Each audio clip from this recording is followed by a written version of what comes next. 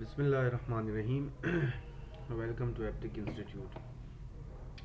अच्छा भाई, आज हम माइक्रोसॉफ्ट वर्ड में फॉन्ट ग्रुप के हवाले से डिस्कशन करेंगे। आज का हमारा मौजू जो है वो फॉन्ट ग्रुप होगा। ठीक है भाई। इससे पहले हम कुछ चीज़ें डिस्कस कर चुके हैं प्रीवियस लेक्चर्स में, आप उन चीज़ों को देख सकते हैं। फॉन्ट ग्रुप की तरफ जानिब आते हैं भाई। सबसे पहली बात जो है कि हमने थोड़ा सा डेटा चाहिए होगा, तो इज़ इक्वल टू रैंड एक फंक्शन है, आप सब जानते होंगे। और मैं इसके ज़रिए दो अदद पैराग्राफ लिखना चाहता हूँ। ठीक है जी। तो रैंड के अंदर हमने 2 लिखा और इंटर कर दिया, तो ये हमारे पास आ गए दो पैराग्राफ। अब फॉन्ट ग्रुप की तरफ आते हैं। पहली बात तो आपने ये याद रखनी है भाई कि फॉन्ट ग्रुप में मौजूद हर कमांड जो है उसके लिए आपने सबसे पहले सिलेक्शन लेनी होती है। यानी कि आप जोन से टेक्स्ट पर ये कमांड अप्लाई करना चाहते हैं तो आप क्या करेंगे भाई, उस टेक्स्ट को सेलेक्ट करेंगे। After that you can use the command. तो भी मैंने दो पैराग्राफ लिखे हैं और ये जो पहला पैराग्राफ है इसके ऊपर मैं कुछ कमांड्स अप्लाई करूंगा। तो हम इसको सेलेक्ट करना चाहते हैं, उसके लिए आप पॉइंटर को स्टार्ट से एंड की तरफ लाइन सिलेक्शन होती है, आप पॉइंटर को एंड से स्टार्ट की तरफ लाइन सिलेक्शन होती है। आप चाहें तो पॉइंटर को लेफ्ट साइड पे ले आएं। देखें जब ये पॉइंटर जो है ना कर्सर की तरह दिखाई दे रहा है ना, अब अगर हम इसको लेफ्ट साइड पे लाते हैं तो देखें एरो की तरफ कन्वर्ट हो गया और वो एरो राइट साइड थोड़ा सा टर्न है। जब ऐसी पोजीशन में ये आ जाता है तो उस वक्त आप क्लिक करके और ड्रैग करें। तो जहां पर आप इसको जहां तक ड्रैग करेंगे वहां तक सिलेक्शन। बहरहाल ये सिलेक्शन के हवाले से कुछ छोटी छोटी चीज़ें थी। जो बात आपने याद रखनी है सिलेक्शन पॉइंट ऑफ व्यू से, वो ये है भाई कि आप जब सिलेक्शन लिया करें ना तो स्टार्ट से एंड की तरफ लिया करें, और जब आप सिलेक्शन ले लेते हैं तो आप देख रहे हैं कि आपकी सिलेक्शन ये फुल स्टॉप से थोड़ा आगे है। बात समझ आ रही है? यहाँ तक सिलेक्शन होती है, तो इस ये पॉइंटर को आगे लाकर वापस पीछे ले जाया करें, ऐसे सिलेक्शन लिया करें भाई। फ़र्क है दोनों सिलेक्शंस में। ठीक है। तो इसकी वजाहत करूंगा मैं एक दिन, या हो सकता है आज, बहरहाल इसकी वजाहत करूंगा, दोनों में फ़र्क होता है। तो सिलेक्शन जो सही है और जो हम समझते हैं कि भाई हम जो हमारे ख्याल में हम सिलेक्शन ले रहे होते हैं तो वो आपने ऐसे लेनी होती है। ठीक है, इन दोनों में फ़र्क है, तो हमेशा सिलेक्शन ऐसे लिया करें भाई। ठीक हो गई बात। सिलेक्शन लेने के बाद जनाब अब आते हैं फॉन्ट ग्रुप की तरफ। सबसे पहली कमांड जो है वो है आपके पास फॉन्ट दोबारा, लेकिन मैं डिस्कस कर रहा हूँ साइज़। ठीक है। तो फॉन्ट साइज़ के ऊपर हम बात करते हैं। शॉर्टकट की आपको बताया जा रहा है कि भाई यहाँ से आप कंट्रोल शिफ्ट पी के ज़रिए, बहरहाल हर कमांड अपना शॉर्टकट बताती है भाई। तो याद रखें जो कमांड्स अपना शॉर्टकट बताती हैं मिनिमम आपको वो याद होनी चाहिए। जो नहीं बताती उसको फ़िलहाल छोड़ दें, बाद में मैं आपको एक ट्रिक बताऊंगा, टेक्निक बताऊंगा एक किसी लेक्चर में, कि जिसके अंदर आपको तमाम शॉर्टकट्स के हवाले से इंफॉर्मेशन मिल जाएगी। ओके हो गई बात। तो हम बात कर रहे थे कि भाई साइज़ जो है आप चेंज करना चाहते हैं। तो बहरहाल सबसे पहले आपने सिलेक्शन लेनी है, उसके बाद आप साइज़ ओपन करें। अगर आप चाहें तो आप यहाँ से साइज़ बड़ा कर सकते हैं, और अगर आप चाहें तो यहाँ से इसका साइज़ छोटा भी कर सकते हैं। ठीक हो गई बात। तो दोनों कमांड्स जो हैं वो असल में इसके अंदर मौजूद हैं। तो फिलहाल जो है तो मैं फॉन्ट साइज़ को बड़ा करना चाह रहा हूँ, तो आप यहाँ से फॉन्ट साइज़ बड़ा कर सकते हैं। ये देख लें भाई, साइज़ हो गया बड़ा। इसलिए किया ताकि आपको सही से दिखाई दे और आप इसके ऊपर जो भी कमांड अप्लाई करें उसकी वजाहत हो सके। तो ये जनाब आपका फॉन्ट साइज़ हो गया। साइज़ को चेंज करने के लिए mean you can increase the font size, you can decrease the font size, बड़ा भी कर सकते हैं छोटा भी कर सकते हैं। अच्छा, पहली जो कमांड है भाई इसका नाम है फॉन्ट। तो मैं चाहता हूँ कि ये जो फॉन्ट है मुझे नहीं पसंद, मैं इसको बदलना चाहता हूँ। देखिए ये फॉन्ट ग्रुप है। अच्छा, इसमें ये सारी कमांड जो हैं उसके लिए ये फॉन्ट का लफ्ज़ इस्तेमाल हो रहा है, लेकिन आपको समझा देता हूँ कि जिस चीज़ को यहाँ पर फॉन्ट कहा जा रहा है दरअसल वो है राइटिंग। यानी अगर मैं ये कहता हूँ कि भाई ये जो आपने लिखा है और जिस राइटिंग में लिखा है ये राइटिंग मुझे नहीं पसंद, तो अगर आपको ये राइटिंग नहीं पसंद और आप इसको बदलना चाहते हैं तो इसके लिए आप कमांड इस्तेमाल करेंगे। उसका नाम फॉन्ट है, शॉर्टकट बता रहा है। आप ओपन करें, एक लिस्ट आती है हमारे सामने और उसमें बहुत सारे राइटिंग स्टाइल्स मौजूद हैं। समझ रहे हैं बात को? जोन सा आपको पसंद आए भाई, इसमें से कोई टेंशन वाली बात नहीं है। जो भी फॉन्ट आपको इसमें से पसंद आती है आप उसके ऊपर पॉइंटर खड़ा करें, आपको लाइव प्रीव्यू भी बता रहा है और क्लिक करके आप उसको सेलेक्ट कर सकते हैं, डिसाइड कर सकते हैं। ठीक हो गई बात। इसमें बहुत सारी फॉन्ट्स है भाई, जो फॉन्ट आपको पसंद है आप यूज़ कर सकते हैं। इसमें कोई ऐसे रूल्स नहीं है कि भाई फला फॉन्ट यूज़ करें और फला फॉन्ट यूज़ ना करें। ठीक है, ऐसी कोई रिस्ट्रिक्शंस जो हैं वो नहीं होती, लेकिन बस कुछ उसूल हैं, कुछ कवायद हैं, कुछ छोटी छोटी बातें हैं। बिल्कुल बेसिक लेवल पे मैं बात करने जा रहा हूँ कि फ़ॉन्ट हमेशा वो यूज़ करें जो कि ईजीली रीडेबल हो, आसानी से हर बंदा उसको पढ़ सके। यानी आपको नहीं चाहिए कि आप ऐसी फ़ॉन्ट यूज़ करें जो कि पढ़ने में थोड़ी सी आपको कॉम्प्लिकेटेड फील होती है। लाइक अब अगर मैं ये फ़ॉन्ट यूज़ करता हूँ तो बज़ाहिर मैं कहता हूँ कि हाँ भाई बड़ी प्यारी फ़ॉन्ट है, लेकिन इसको पसंद नहीं किया जाता। प्रोफेशनल बात कर रहा हूँ भाई। आप देख सकते हैं बड़े बड़ी एडवर्टाइजमेंट्स, बिल बोर्ड्स होते हैं या जगह जगह पर रोड के किनारे बड़े बड़े मुख्तलिफ़ किस्म की कंपनीज होती हैं, उसके इश्तिहारात लगे होते हैं। किसी भी इश्तिहार पे आपने इस तरह से कंपनी का नाम या जो भी बात वो आपको कहना चाह रहे हैं आपने नहीं देखी होगी। हमेशा सिंपल वर्ड्स में लिखी होती है। लाइक राइटिंग स्टाइल बड़ा सिंपल होता है, तो क्योंकि मकसद जो है वो ये है कि भाई यार बंदा पढ़े, इसको तो पढ़ने के लिए बड़ा गौर करना पड़ रहा है। तो कहने का मकसद ये कि फ़ॉन्ट हमेशा सिंपल यूज़ करे भाई, इन शॉर्ट। ठीक है, तो ऐसी फ़ॉन्ट यूज़ करें कि जिसको ईजीली हर बंदा रीड कर सके। समझ आ गई भाई बात की। अच्छा, अब फ़ॉन्ट के हवाले से मैं आपको एक बात बताता चलूँ कि जो फ़ॉन्ट्स बड़ी ज़्यादा इस्तेमाल होती हैं, ठीक है, तो उसके हवाले से भी आपको थोड़ी सी इंफॉर्मेशन दे देते हैं। सबसे ज़्यादा जो फ़ॉन्ट अब तक इस्तेमाल हुई और समझें अभी भी हो रही है, उसका नाम है एरियल। ये सबसे ज़्यादा फर्स्ट नंबर पे, अपनी नॉलेज के एतबार से मैं बात कर रहा हूँ, ठीक है, इन जनरल बात कर रहा हूँ कहने का मकसद। तो एरियल फ़ॉन्ट सबसे ज़्यादा इस्तेमाल होती है भाई। उसके बाद एक फ़ॉन्ट जो बड़ी ज़्यादा इस्तेमाल हुई और हो रही है, उसका नाम है टाइम्स न्यू रोमन। ठीक है जी, क्या नाम है जी उसका? टाइम्स न्यू रोमन, ये है जी वो फॉन्ट। तो ये बड़ी ज़्यादा इस्तेमाल होती है। आजकल जो फॉन्ट इंतहाई ज़्यादा इस्तेमाल हो रही है उसका नाम है कैलिब्री। ठीक हो गया भाई, कैलिब्री फॉन्ट सबसे ज़्यादा इस्तेमाल हो रही है, पसंद की जा रही है। और उसकी वजह भी यही है भाई कि जो मैंने आपको समझा दी कि ये सिंपल है समझने में।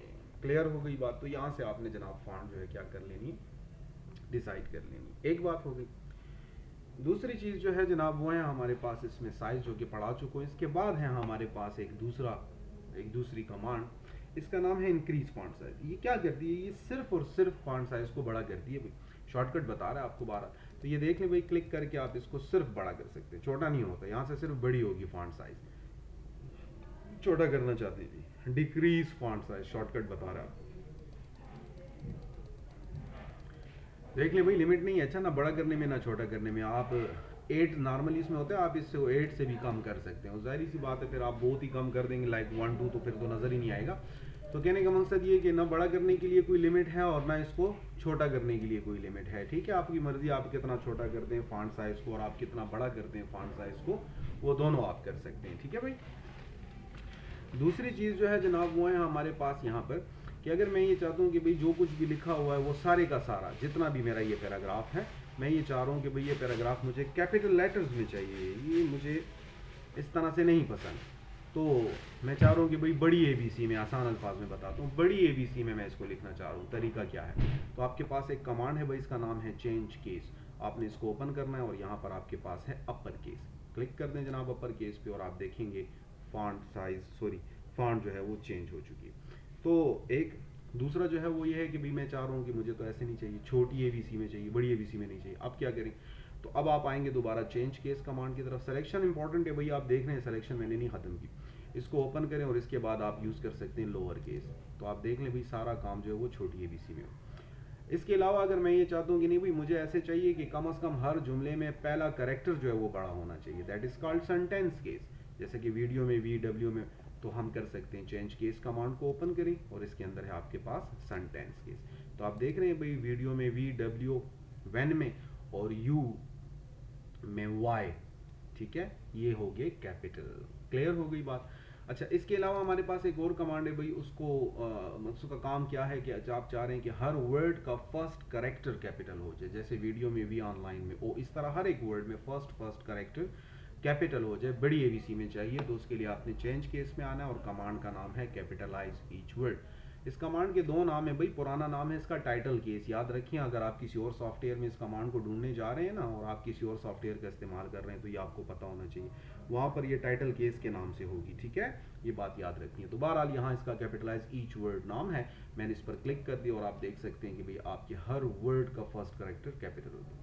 दूसरी कमांड जो इसके अंदर मौजूद है भाई, ये इसके अपोजिट है जो अभी मैंने कमांड अप्लाई की है, लाइक टाइटल केस या कैपिटलाइज ईच वर्ड। इसके अपोजिट कमांड है, इसका नाम है टॉगल केस। तो बिल्कुल इसके अपोजिट काम हुआ, जो फर्स्ट करेक्टर है वो स्मॉल हो गया, बाकी के सारे कैपिटल हो गए। ठीक है भाई।